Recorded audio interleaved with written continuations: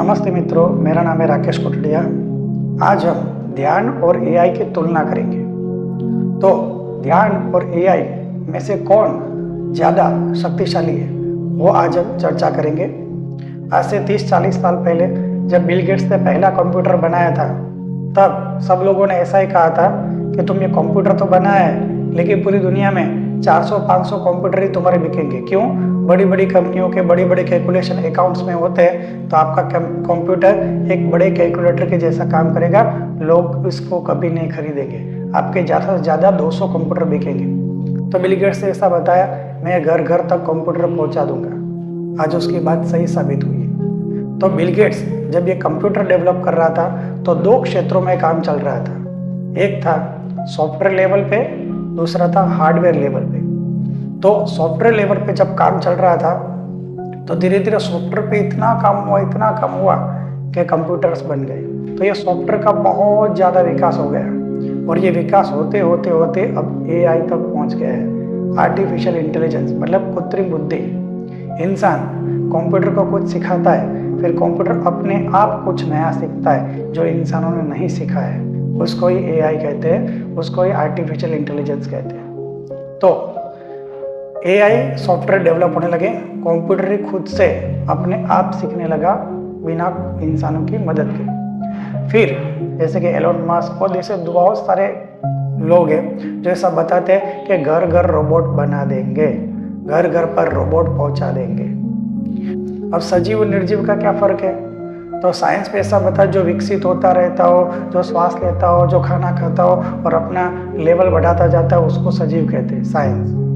पर अध्यात्म में ऐसा नहीं है। अध्यात्म में ऐसा है जिसके अंदर परमात्मा की शक्ति काम कर रही है, मतलब आत्मा, वही सजीव माना जाएगा।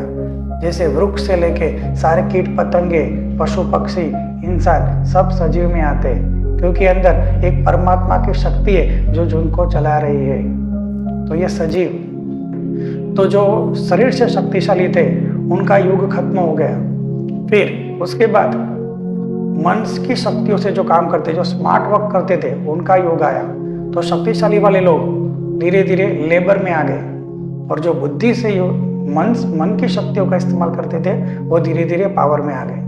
फिर उसके बाद जो मन से चलते थे उसकी जगह जो शार्प बुद्धि, इंटेलिजेंस, तीसरा तत्व बुद्धि जो मन से भी ऊपर है, उससे जो बुद्धि से काम लेते थे वो आगे आने लगे। फिर बाद में मन से चलते थे वो बीच में रहे, और सबसे ज़्यादा शोषण जिसका हुआ जो शारीरिक श्रम करते थे। इंसान बुद्धि तक विकसित हो गया। तो इंसान ने क्या किया कि इंसान बुद्धि का यूज, अत्यंत बुद्धि का यूज करने लगा। तब उसने जड़ वस्तुओं के अंदर भी अपनी बुद्धि डालना शुरू किया, और जड़ वस्तुओं को भी अपनी बुद्धि दे दे के ये यंत्र, रोबोट और सॉफ्टवेयर डेवलप किए। अब जब ये सॉफ्टवेयर और रोबोट्स, जब आर्टिफिशियल इंटेलिजेंस इंसान के लेवल तक आ जाएगी, तब इंसान के पास एक ही रास्ता बचेगा, वो है आत्मा तक जाने का रास्ता। चौथा एक ही लेवल है, आत्मा। अपने आत्मा को, अपने तत्वों को, अपने मूलभूत शरीर को, ये शरीर चल रहा है तो क्यों चल रहा है? क्योंकि अंदर एक आत्मा है। तो आत्मा, हमारा शरीर भी इतना जबरदस्त मशीन है कि साइंटिस्टों ने कहा इस इंसान के जैसा दूसरा इंसान अगर पाइप, स्ट्रक्चर, वो लोखंड की चीज़ों से, स्ट्रक्चर से इंसान को बनाया जाए तो इंसान 4.5 किलोमीटर का बड़ा इंसान बनेगा, और तो भी वो जिंदा नहीं होगा, सिर्फ एक मशीन होगा। तो सोचो, 4.5 किलोमीटर का इंसान परमात्मा ने इसे छोटे से 6 फीट के अंदर डाल के रख दिया है, तो क्या वो इंसान सबसे बड़ी मशीन नहीं है परमात्मा की? और परमात्मा की मशीन चला रहा है कौन? खुद परमात्मा।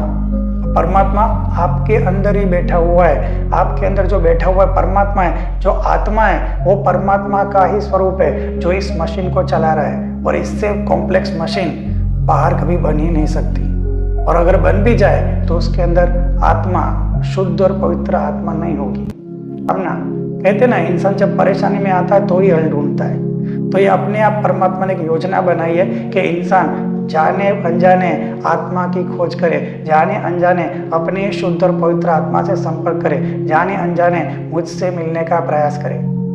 तब आर्टिफिशियल इंटेलिजेंस एक एक टॉप लेवल पे आ चुका है। इंसान भी इंटेलिजेंट लेवल पे है और आर्टिफिशियल इंटेलिजेंस भी इंटेलिजेंट लेवल पे है। तो फिर इंसान के पास एक और लेवल है, आत्मज्ञान। जब इंसान आत्मज्ञान करेगा तो आर्टिफिशियल इंटेलिजेंस से ऊपर रहेगा, और आर्टिफिशियल इंटेलिजेंस कितना भी कर पाए वो अपने अंदर पवित्र और शुद्ध आत्मा परमात्मा के पास से प्राप्त नहीं कर सकती।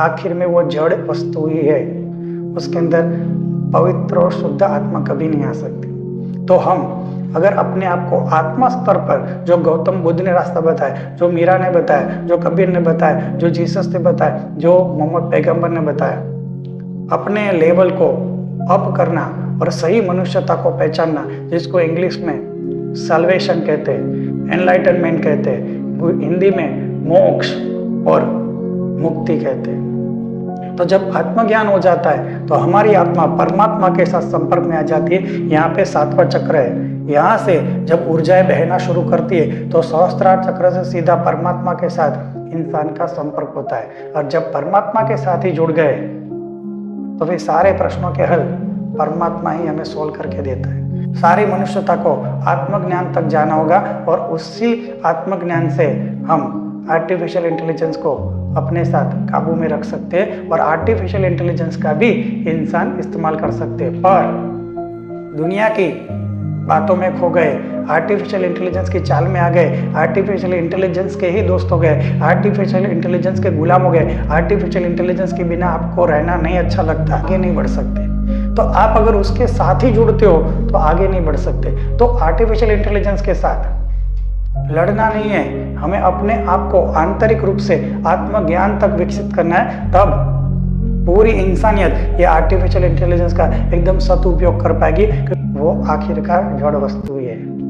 तो कृष्ण भगवान ने भगवद गीता में बताया, इंद्रियाणि पराण्यहु इंद्रियभ्यम परम मन मनस्तु पर बुद्धि बुद्धि परतस्तु सह।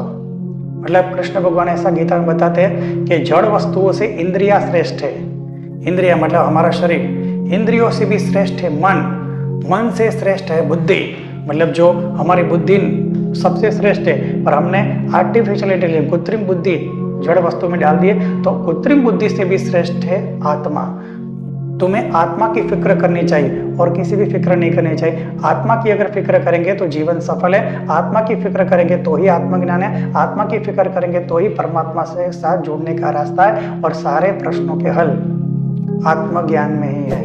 अगर आपको ये वीडियो अच्छा लगा है तो शेयर और सब्सक्राइब कर दीजिए, ताकि जैसे ही मेरा नेक्स्ट वीडियो आए तो आपको मिल जाए। सुनने के लिए थैंक यू। जय गुरुदेव। जय